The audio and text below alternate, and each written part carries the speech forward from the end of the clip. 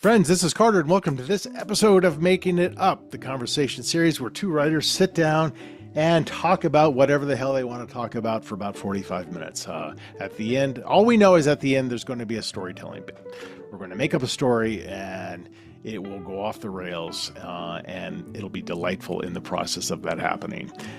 Before we get to today's guest, what do I want to plug today? I feel like I'm always plugging Unbound Writer, but of course I do have Unbound Writer, which is my company that does one-on-one coaching, online courses, and retreats and whatnot. So you can check that out at unboundwriter.com. And, you know, if you want to check out my books, just go to carterwilson.com. Books, my podcast here, my blog, all sorts of things. I would love it if you picked up a copy of Tell Me What You Did. That's my latest book that was released just this January. Because honestly, it's going to be a little while until my next book comes out. I signed a 2-book deal for my next 2, also with Poison Pen Press. My last 6 have been with Poison Pen Press. They are amazing. I love them. I've been with the same editor, Anna Michaels, the entire time. But how it typically works is you write a book, and, you know, in my case, I haven't been great about sharing with my agent or editor what I'm writing. So I just kind of say, here's this. I hope you want it. And I'm learning. I'm getting better. I'm getting to the point where I'm like, okay, maybe I'll give you more of an idea about what I'm writing. So it makes the edits a little bit less painful for me because because I'm just 20 plus years in, I'm still just guessing. So you write the book, your publisher buys the book, and then you go through multiple rounds of edits, and then it comes out. But the time between when you sell it and when it comes out is almost always at least a year, sometimes upwards of 18 months or so. And that has a lot to do, has primarily to do with the publisher's schedule. If they've got a year from now a lot of books coming out in your same vein, then they might want to not overcrowd their list. So my next book will probably be out late 2026, even though it's technically done. I'm going to turn in my final edits very soon. And then I start working on book 2, the next book for them as well. So all that to be said, buy my last book, read it slowly. So today on the show, I had Mailan Doquang. So Mailan, her debut came out last year, Blood Rubies, and was followed up by her second book, Ceylon Sapphires, which has just come out. So Mailan I met at, and we talked about this in the podcast, I met her at a party. Her agency, her literary agency, had a dinner party at Thriller Fest a couple of years ago, which I was fortunate enough to be invited to, and that's where I met Mailan, and we kind of sat at the same table and we just chatted for a long time, and it was a fantastic conversation. So I've been wanting to talk to her as well, because I just love that, she comes from an academic background, but similar to me, comes from a background that did not involve or aspire to involve creative writing. So it's just interesting to get her take on why did you think you could write a novel? How dare you? Because that was exactly what I went through as well. So, I found in my conversation with Mailan a lot of similarities in our path in terms of how we viewed ourselves, how we viewed our writing, the insecurity, the thrill of being published, and almost the detachment from it, because it just seems like it's something that shouldn't be happening to the likes of us. So it was a cathartic conversation, and it was fantastic to talk to her. And at the end, we made up a story that takes place in a cave based on a sentence from Stephen King's Desperation. So this is a good one. Really fun conversation with her. This is my conversation with Mailan Doquang.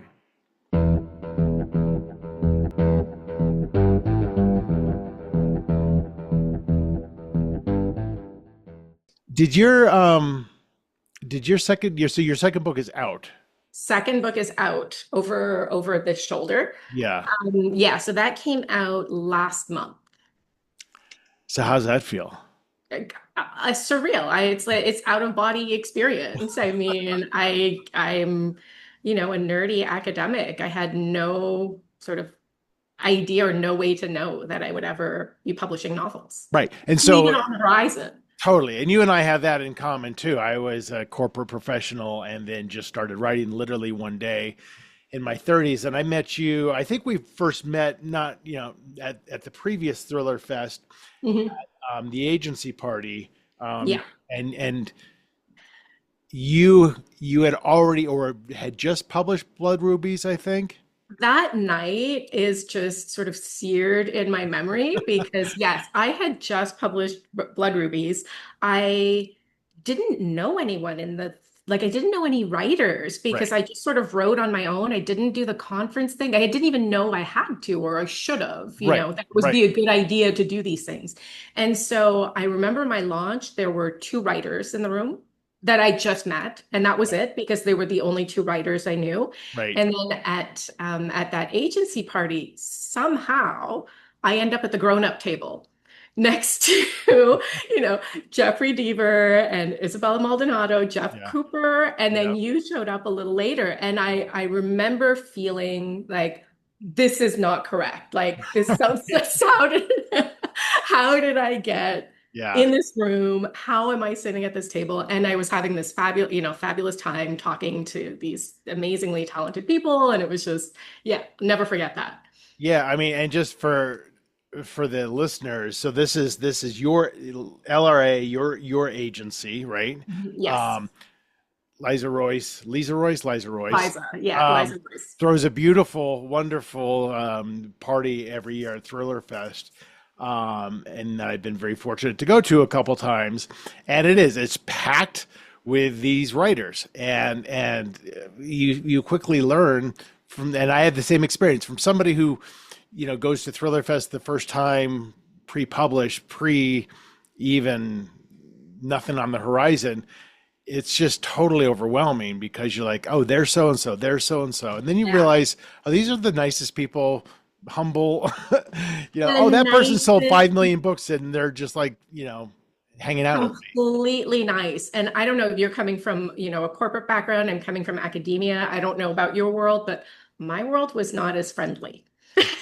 Well, to generalize and to totally stereotype academia just based on people I know from academia, it's very backstabby. It's very everyone's clamoring for the same positions, everyone's clamoring for tenure. 100%. Yeah. Yeah. I mean, there are wonderful people there. I Right. married an academic. My best Right. friends are academics. There are wonderful people. But yes, it's very competitive. Right. That shows in the relationships that you have with people and just sort of thriller writers are just so kind and warm by Yeah. comparison, which is great. Yeah, and it's funny because if you come from a background like you were saying that's just the opposite of that, you can be kind of guarded, thinking like, all right, what is this person? What did they want? Why are they being so nice? And then you realize over time, like there's no, this is my take, there's no real sense of competition. I think there can be a sense of, envy. I think Sure. that's hard to not have if you're like, It's a why is human this person so emotion. far? But it's never like, oh, I don't want to help them because what if somebody buys their book instead of buying my book? Right. Like that's just not a thing. Really isn't. And you It's start to amazing, realize actually. like, I remember being blurbed when I had no right to be blurbed, right? Those first books where you're just like, why is this person blurbing me? And then you get further down the road and people start asking you, and you're like, of course I'm going to blurb you because I know how I felt when Yeah. that happened. Yeah. I think there's a real sense of paying it forward. Totally. And I don't know that you can be a writer, even a hugely successful one, and not sort of be completely grateful that you get to do this, Right. right? And Right. so yeah, so it's a really different world. It's that party is just incredible. And yeah, like I was sitting at the grown-up table and it was just wonderful. Totally. And And just also go ahead. Also, I learned because I was sitting with these, very prolific and successful writers that, I'd had a few drinks. It was the end of the night and I was tipsy and I was going home to bed. And the other people at the table were going home to write. They were Wow. going back to their hotel rooms to write. And I thought, oh, that's that's sort of what it takes Right. to, to put out all these books and to be Yeah. successful. It's A really hundred interesting. percent. And it's true. And everyone obviously has their own routine, but Mhm. if your routine, my observation is, and what I coach is, if your routine, whatever it is, isn't including a daily practice, then you might want to revisit that because it's, or at least a practice of high consistency, because it's the consistency, it's not the bursts, right? It's the consistency that gets it done. And I think too many people are sitting there waiting for the muse, and then they have this 4 hour massively inspired writing session. But physiologically, what that does for the brain isn't nearly as powerful as 15 minutes a day, 7 days a week, in terms of developing those neural connections to create a habit that, you become reliant on. And so, yeah, so that, I'm sure people at that party were like, yeah, I'm used to drinking at night and then going to write.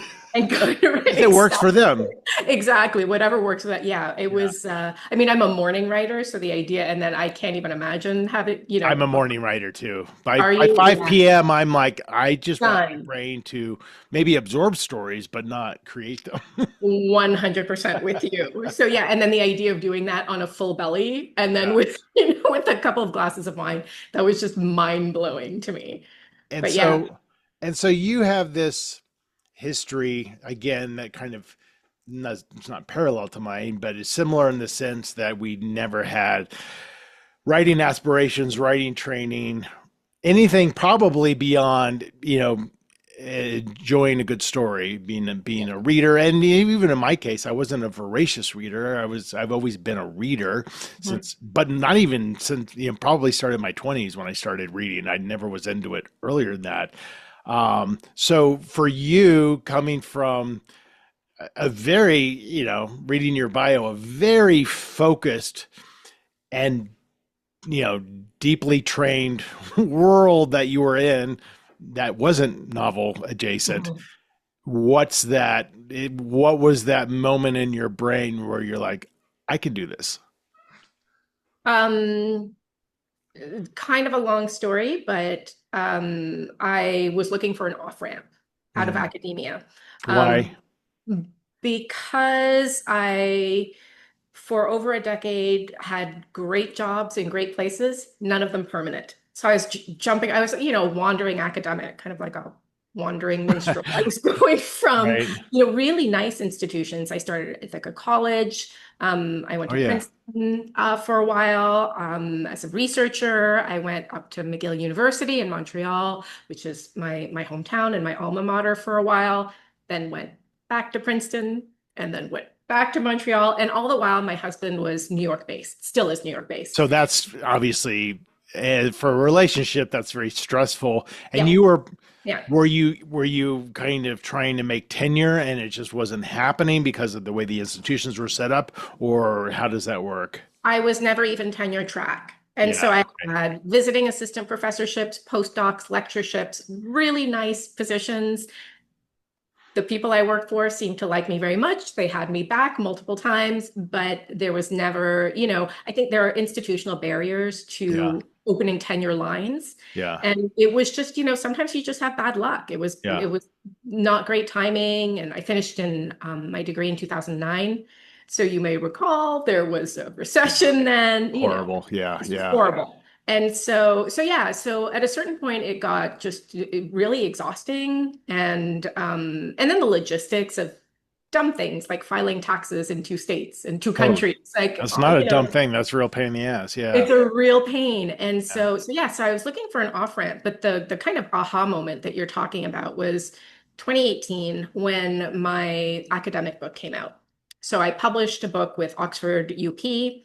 And that's when I started seriously thinking about what it is about academia, what it was that I loved, what I could do without, And it was a real aha moment. Like I realized that it's not the teaching, which I knew. I liked the classroom, but I was never, I wouldn't say I was like it wasn't a calling to Yeah. teach. Yeah.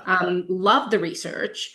But really the thing that got me excited was creating something out of nothing Right. and Which putting was it your down. which was your academic book initially? Yeah, Yeah. exactly. I put Yeah. kind of all that creativity into, it sounds strange to say that academic writing can be creative, but it really is, especially when you're It's in the arts. storytelling. It It's has to be story. a storytelling. Yeah. And I'm an art historian, an architectural historian. So we are telling Yeah. stories, right? And so yeah, so then I was shortly after that, I started just playing around, writing a novel. It was horrible. It was like the first sort of terrible effort, with 12 point of view characters and Well, but let me ask real quickly for that first book, because it's always so funny to me. Like we have every time I interview somebody, we always talk about the first one, two, three, four, whatever books, Mhm. but they always breeze by them like I just wrote this book, and we don't ever sit back and appreciate like you wrote a book.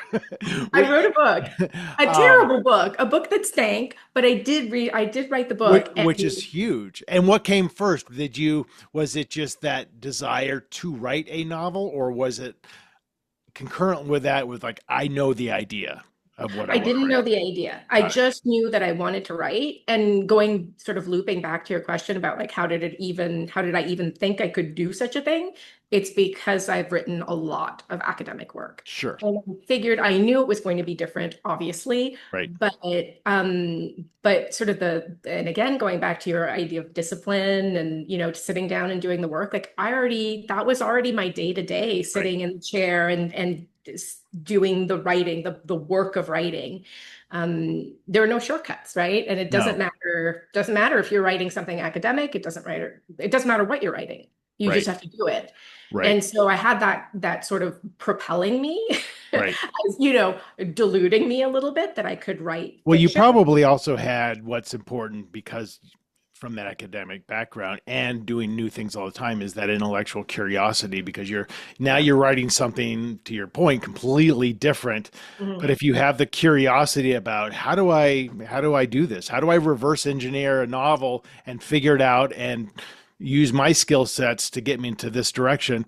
If you're Yeah. not curious about that, you'll never get better, right? Agreed. You'll never tackle it because it is such a different thing, just rife with errors and rejections, that if you don't have that intellectual curiosity, I don't think it happens. Yeah, I think writers in general have to have a real curiosity about the Yeah. world too, and Yeah. about people, and sort of trying to understand. Totally. Curiosity and empathy. I think those are the two things Yeah, writers empathy. really have to have Yeah, in order to pull off, an emotional novel, which I think yeah, thrillers at the heart are emotion yeah. based.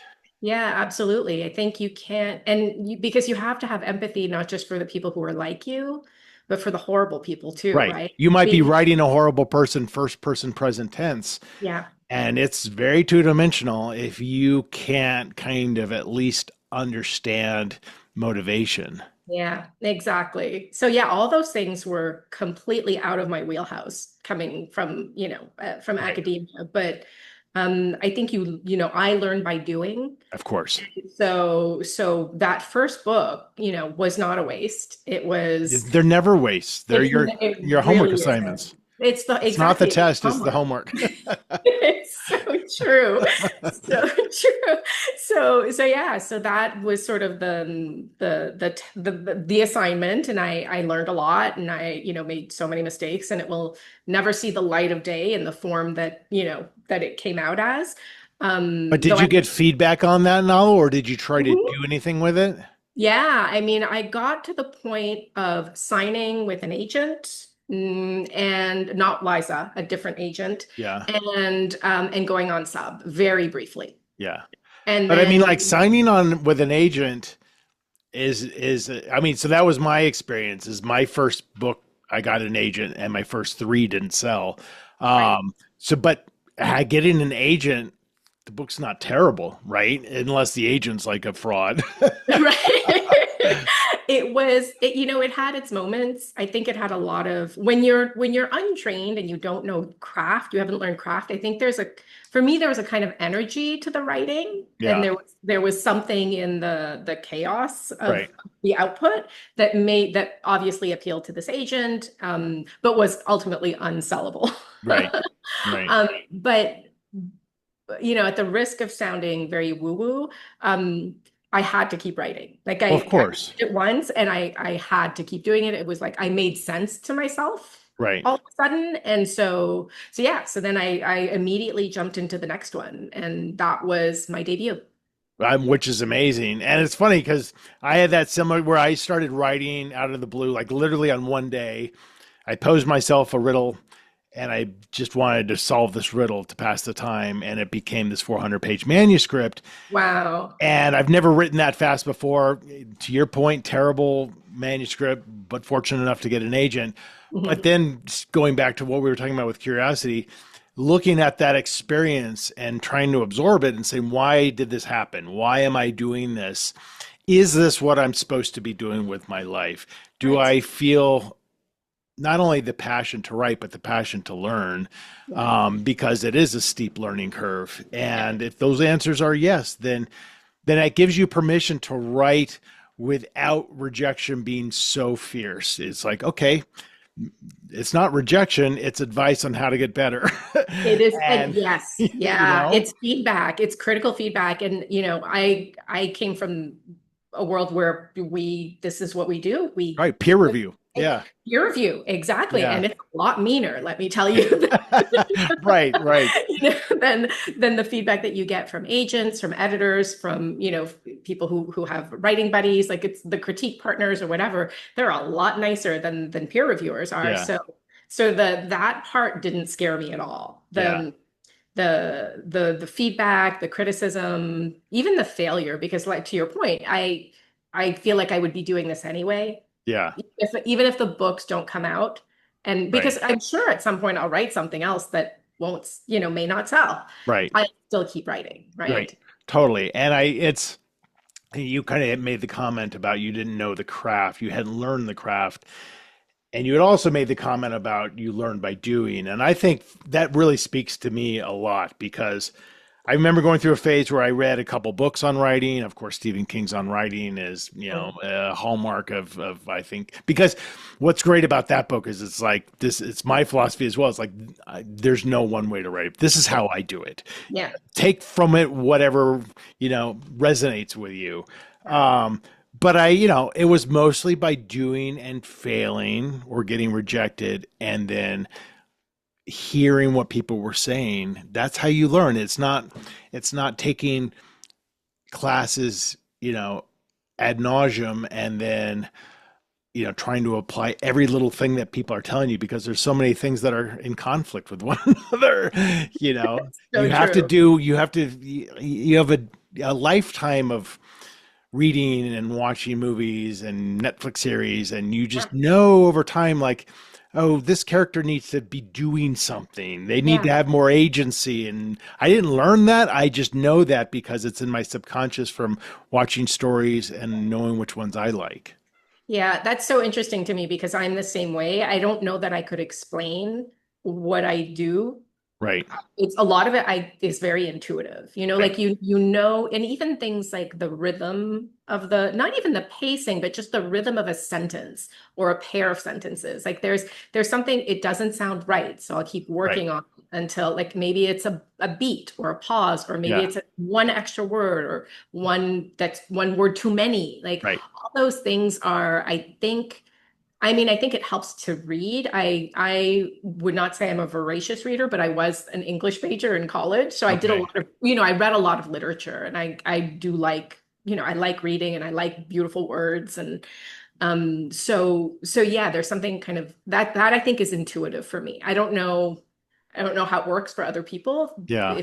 If there's kind of a more of a formula of, long sentence, short sentence, like I have no idea. Yeah, I mean, I think if you went that route, and maybe there are people like that, but I think that feels exhausting to me. Like, how do you keep track of all of that? Right. Um, I Kills think, the joy. I think it's that intuition, and I think that intuition gets honed over time or becomes revealed over time. I mean, I think it was I've said this before, my eighth book, which was my fifth published book, Wow. where I found my voice. I can look back on it now. I'm like, that's where my voice, I can see it. That's the first time I really wrote first person present tense, female perspective, and it just flowed out of me. And I'm like, oh, I think that's, but I think I had to write all the other stuff To get to that. to get to that point. Yeah. And it just, Yeah. but every book is like you, and your point about the rhythm, I'm a huge believer in that. It's, to me, it's a percussive sensation. Like if Mm. you're writing a certain scene,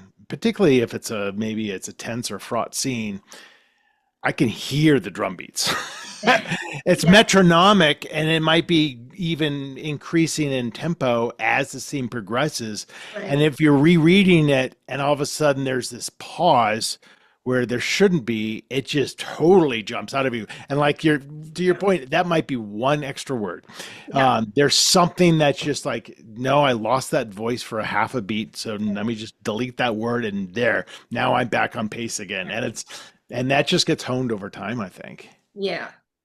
So I'm curious, what prompted you to sort of change gears and write in the first person present tense? Like was there something that, did you just happen to do that? And then it was, oh, wow, this is what I should be doing? Yeah, I think I happened to do that. I remember it was Mr. Tinder's Girl, and it was inspired Mm. by a true story about a 13-year-old girl who was stabbed by two other 13-year-old girls, and she survives. And then I'm like, what does this person look like as a 28-year-old? So, Mm. and I just immediately started thinking, like, I remember writing because I don't outline, so I'm like, okay, here's the first chapter, and I just saw through her eyes. I'm like, and she's just talking, and it just felt very natural to me. And a lot of people talk about POV being what's the POV that best serves the story, and I agree with that. But I think it's also like, what am I best at? What is my most natural tendency as a writer? And Mhm. I think if you kind of adhere to that and you find that, it's pretty special. I think first person present tense, you speaking of empathy, I think that's where if you don't naturally have deep wells of empathy, I think that's hard to pull off because I think it's obvious. Right. Um, but if you can just be like, yeah, I'm walking in her shoes and it feels okay, give it a try because that's a breathless point of view for a thriller, I think. I have never tried it. Maybe someday. Yeah, it's fun as hell, and it's funny what happens over time because you mentioned your first novel, 12 POVs, which to the listener that's a bit much, Yeah. but even like 5 POVs, which is totally fine.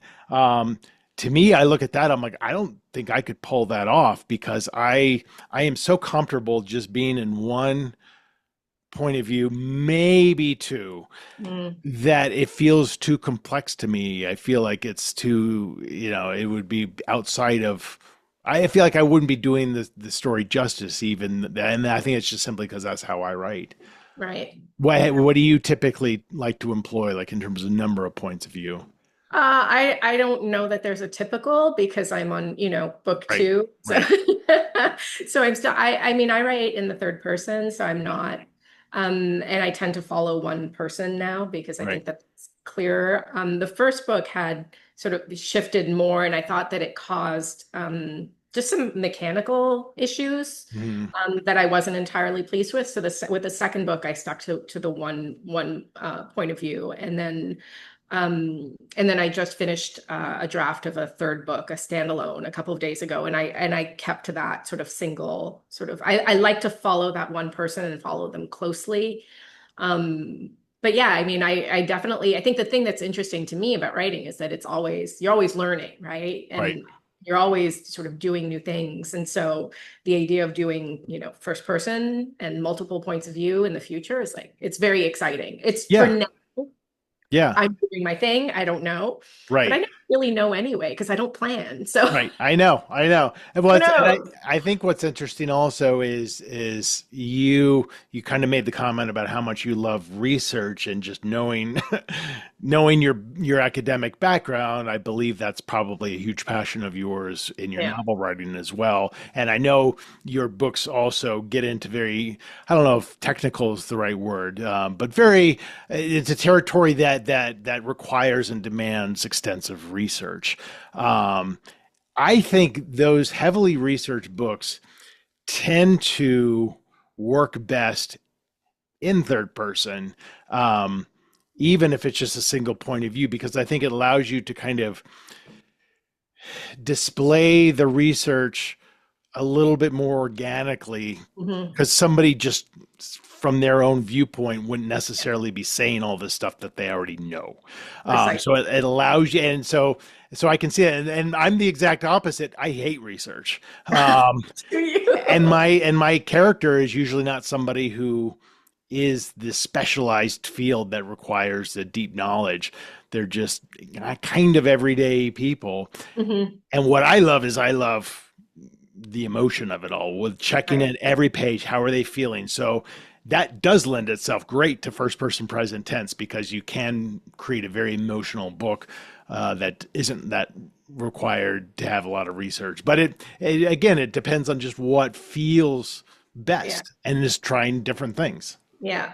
I wish I tend to go down rabbit holes because as you know, with any sort of research for a novel, you do I personally I love doing it and I do this immense amount of research and then it turns into one line, because you Right. can't you Right. can't you can't be putting in, Right. paragraph after paragraph of Right. Oh, glorious people do research. though. I know, but So and nobody wants you're to very read it. self-aware. So that's great. I mean, I've read Yeah. books where you can just tell them like, this is really interesting what they just wrote, but you could tell, you could see the author be researching that, discovering this fact, and being so excited about it. They Hmm. can't wait to tell you, and it Yeah. reads like that. It It reads like reads that. Yeah. as unnecessary for sure. Yeah. And that's tough because, as writers, there are words I really like that I've written that don't make it into the books Kill because your darlings. you you really can't be involved in love with your own writing so much that No. you're putting things in that, slow down the plot or like I write action-driven thrillers. So, Right. you really can't be having paragraphs or even, multiple sentences of things that will slow down the action. So, No, no, and that's also an instinct that gets honed over time is knowing what does slow it down because when you first start off as a thriller writer and you give your work to a would-be agent, you'll get comments like, "Yeah, it was great until page 3 when it really slowed down." And then you're like, "What? Are you kidding me? Do you know how many people die in the first chapter?" Like whatever it is, you don't have it that you and then over the years you're like, "Oh, yeah." yeah. Like not that you have to have action every beat, but you can't have unnecessary words. Yeah. That's the whole thing. And there's a big difference between those two things. Yeah. And you get that instinct over time to like, oh, this feels wordy to me. And Yeah. even if it's ill-defined, you get that sense, don't you? Totally. And it's one of the things that one of the biggest differences I see between the writing I used to do and the writing I do now is that, in academia, you have a lot of luxury, a lot of leeway to go off on tangents Right, and unpack something that's like not directly related, but adjacent, and they'll let you do it right, because that's that, for the most part, they'll right, let you do it. And that's absolutely not going to work in a thriller. right. Maybe And in yeah, other totally. genres. Yeah. Maybe in like literary fiction, you can get away with a little bit more sort of if it's like somehow symbolically related to the thing that you're writing about. But yeah, with a thriller, it's just you have to sort of be ruthless about it. And yeah. Yeah. Something I'm seeing a lot in my coaching is with thriller writers is a lot of internal monologue that's reinforcing the person's worldview, their background. So a lot of exposition Mm. it's good, it's gritty, but it's just you realize like okay, you have 4 pages of this. I got it after 2 sentences. Right. That's all I need. And you might pepper it in 50 pages later as a Mhm. reinforcement. And there's a lot of not trusting the reader. And to your point, what that does is in a thriller is it really slows it down Yeah. because you're just like, you make sure you get this, right? You're understanding this person's haunted, right? They've got trauma in their past, right? You get that, right? Let me Right. tell you one more time.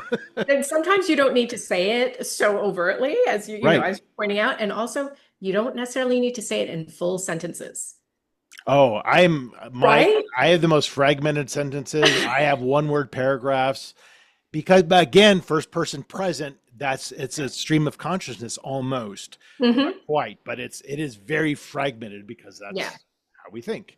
Yep.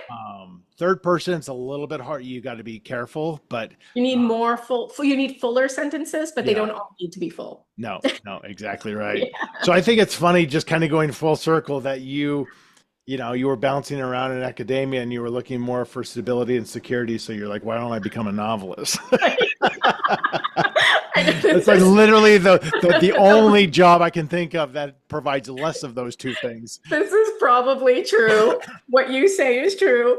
I'm lucky that I have a husband with a stable job, and Yeah. so I'm able to, I'm able to explore this and sort of have that flexibility and that luxury, which is really nice. Yeah. And it's also important, I think, and I've evidenced this over the years, is to, you know, you're at the point now where obviously you're a successful published author, but if I had to guess, just superimposing how I was at your point in the career, still full of imposter syndrome, still like, is this going to be the last thing I ever write? Will anyone ever buy my book again?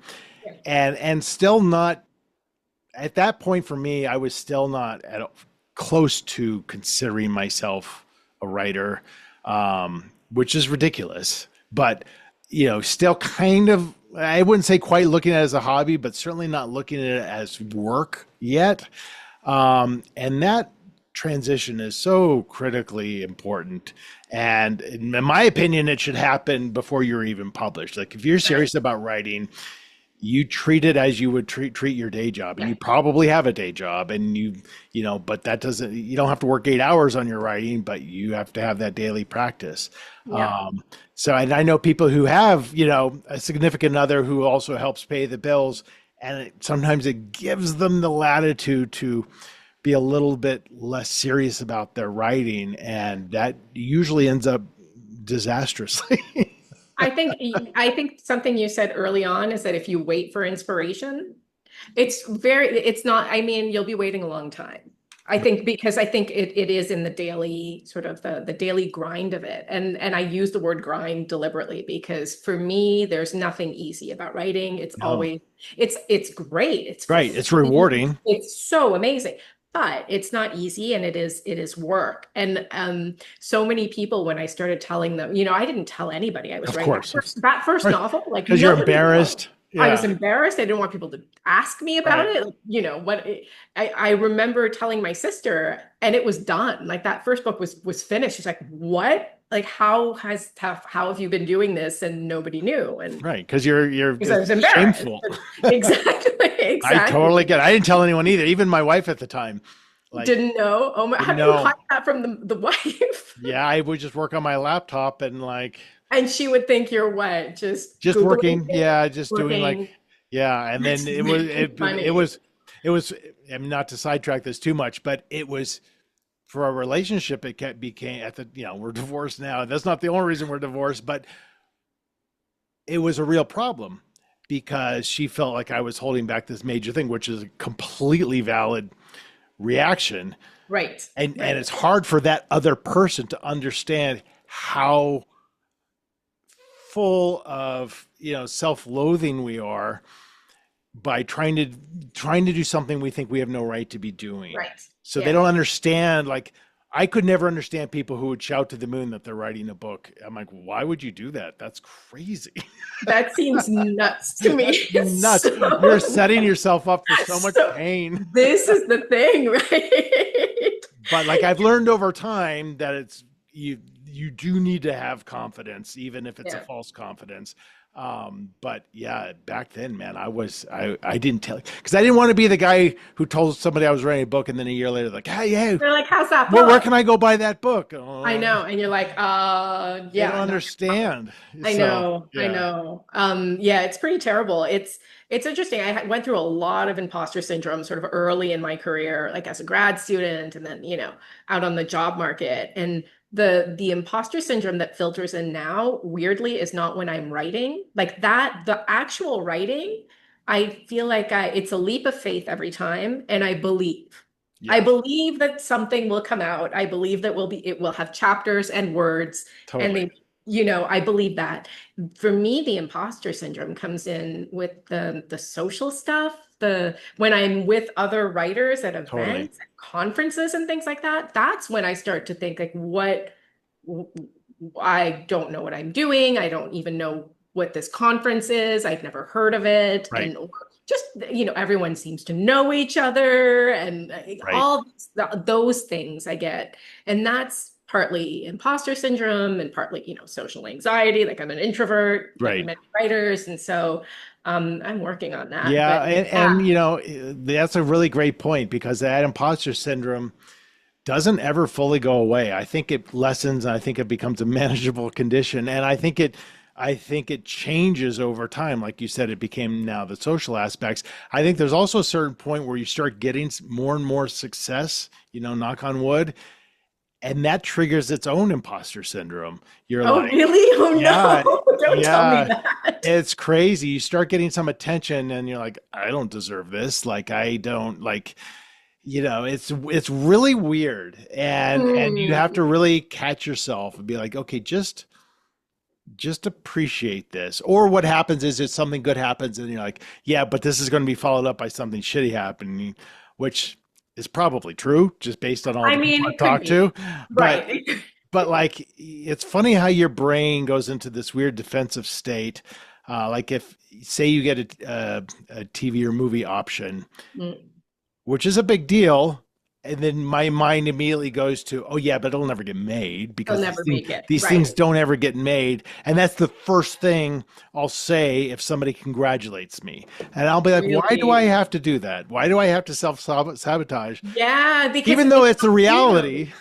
but if not you, then who? Right, Right? right, Because like you've written 10 books, a right, hugely successful one, most recently, like if not you, then who? Who's right, who's who's deserving and right. worthy of this success, Well, right? of course, that's the poisonous flip side of all of this is that compare and despair, where you're like, why did that book become so popular? Like, I Oh thought yeah. that book sucked. It's the Yeah, there's nicest no person in the world, but I didn't really care for the book.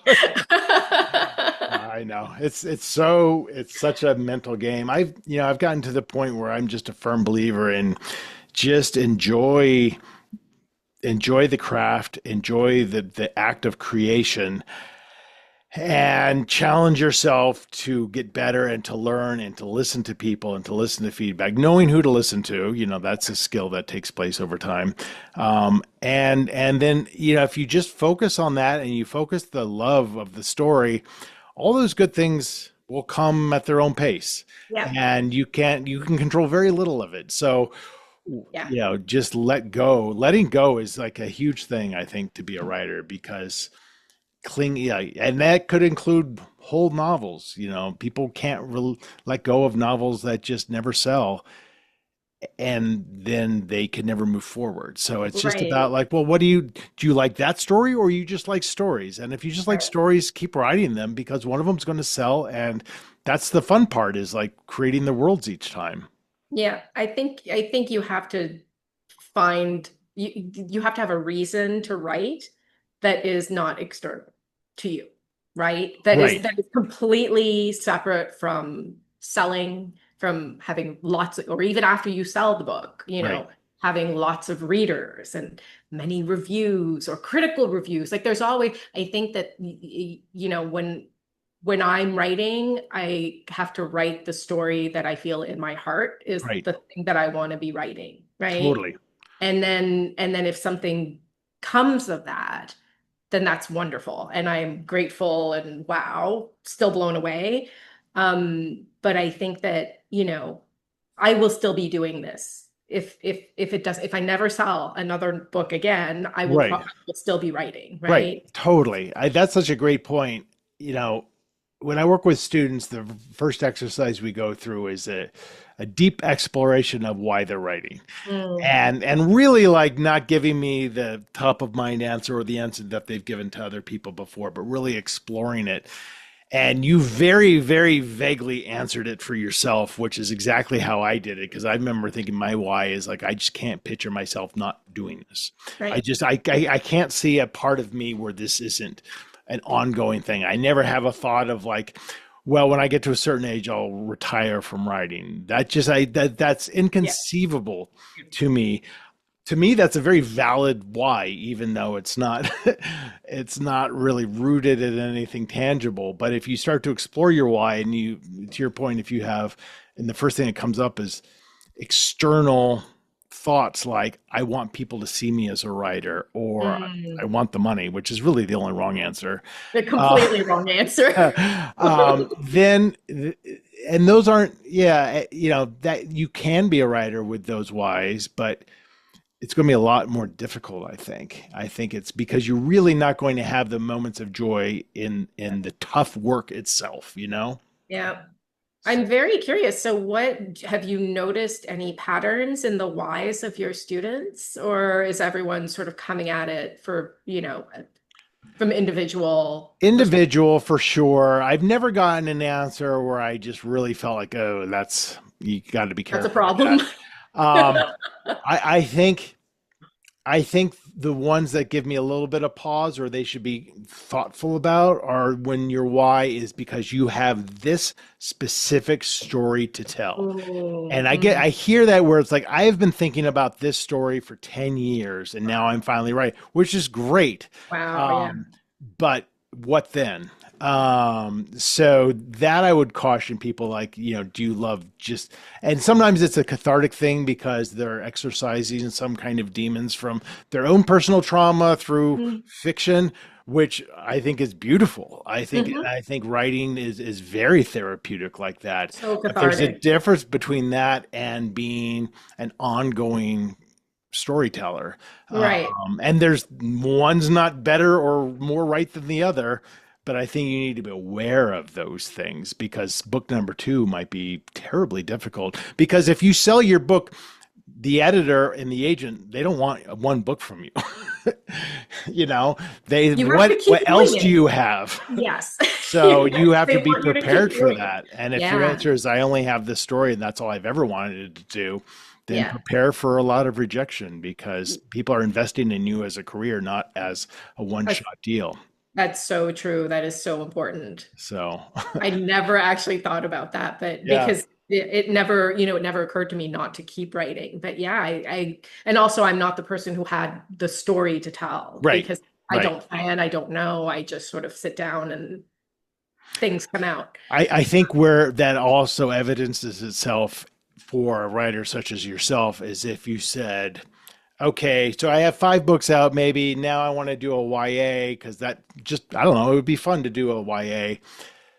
Then that becomes okay, well, now this is a whole different path, and nobody's going to want just one YA book from Mailan. They're going to want more than one. So Right. then, so and I only learn these things because then, my agent tells me this. I'm like, oh shit, I never I know. never thought Because about they that. know. They Right. know. I think that, they're coming this whole world of agents and editors and booksellers. Like their perspective is so different because they're trying to, sell a product. Right. And it's not as writers, that's not, I mean, maybe it should be at the back of our minds. I don't know. That's not, I can't keep that at the fore. It's not selling a product, it's creating a thing, right? Right. Um, it's Yeah. someone else's, but it just means that there are people who have just a very different perspective on what we should be doing and when we should be doing it. Right. And, And it's so a completely complementary perspective. Like absolutely. you need that 100%. You can't do it without them. It's And such a, and I think once your book is out there, I think viewing it as a product is good. mm, I don't at this point I don't read reviews, which sounds very whatever, but it's just the truth. I mm, of course I'm going to read trade reviews, and I always read the first Goodreads reviews before the book's out and stuff like that, just to get a sense. Hmm. But it is a product. Yeah, You put something out into the world and people are commenting what they like and what they don't like. Why would you not at least consider that advice for future versions of your product? for You know, if sure. everybody hated the ending and that surprised you because of course, you know, your agent took it, your editor published it, but then critically everyone hated the ending. That's that's feedback. That is worth considering very Yeah, seriously. yeah, totally. Absolutely. Yeah, Oh you my have gosh, to. yeah. You have to. Well, Mailan, we're going to wrap up. Before we do, we're going to do our own little storytelling here. Oh gosh. This is the making it up portion of the show where I've All selected right. 3 books off of my bookshelf. You're going to choose one of them. We're going to choose a random sentence from a random page. I'm going to Okay. read that sentence, and then that'll be the first sentence in maybe a 2-minute long short story. So I'll read that sentence. You give me the next, whatever comes to your mind, sentence or two. I do a sentence or two. It will go off the rails very quickly. It'll probably I get am dark thinking it very might. quickly. And then I'll call it a day. But we're going to do a Stephen King edition. So I've got 3 Stephen Ooh. King books here, hardcovers. Juma Key, which I think is short stories, if I recall. I could be wrong. I don't remember, to be honest. I have a question Yes, before we start. Do we yes. have to are we creating a story in the style of Stephen What? King? No, whatever we want to do. Okay, You could go got it. rom com with it. You could, Rom-com. I think that'll work. but the beauty of it is because it's improv. You know, we have to start accepting each other's premise. So if you take it one direction, I can't just say no, that didn't happen. Right. So, Right. It uh, wasn't all just a dream. right, it could be. Bag of Bones Oh. and Desperation. Oh my. Oh, So oh. choose one of those. Let's do Desperation because All that's a right. Give me a page between 1 and 685. oh, that's a long That's a book. long book. Let's go center. 342. All right. So I'm going to quickly scan page 342, which is the beginning of a chapter. Uh, all right. I am just going to read this one quote. It's from a character named Ralph, and then you do Wow. whatever you want with it. Okay. Don't use the flashlights, Ralph said.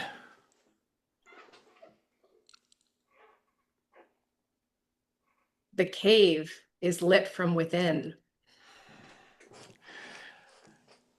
I took his word for it and set my flashlight on the small wooden shelf at the entrance to the cave. As it left my hand, it felt a little bit like a lifeline being taken away from me. But I trusted Ralph. I knew we would be safe with him. We moved slowly. The air was cold and damp. There was a sound, but I didn't know what it was.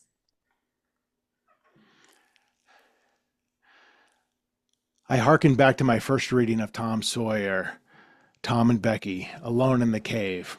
Their cave wasn't lit. They weren't safe at all. And even though this had the same kind of mystical fright associated with it, I smiled as we plunged deeper and deeper into the cave. The smile came from the mystery and beauty of not knowing. There was something in there. Ralph brought us there for a reason. He knew, and I wanted to know. We cleared a tight space that bordered on giving me claustrophobia as I squeezed myself through it and opened into a wondrous cavern. As we stood there, taking in the silence, the lights extinguished, and Ralph said, "That's not an accident." First silence, then a voice or not. Inhuman, human, couldn't tell. The light flickered on again, but more, it was dimmer, faintly. The stalagmites and stalactites looked like skyscrapers coming from the ground and from the ceiling. And in that flicker, in that breath of sight, in that split second before the world was plunged back into the blackness, I saw the creature on the ground no more than 2 feet away from my left foot. My eyes didn't have time to adjust to what it was, but I only had the knowledge it was something I'd never seen in my life. It was huge. It had claws. We're derailing here. We can call it there. There's a That was great. It has claws. That was great. So fun. I don't think have you ever co-authored?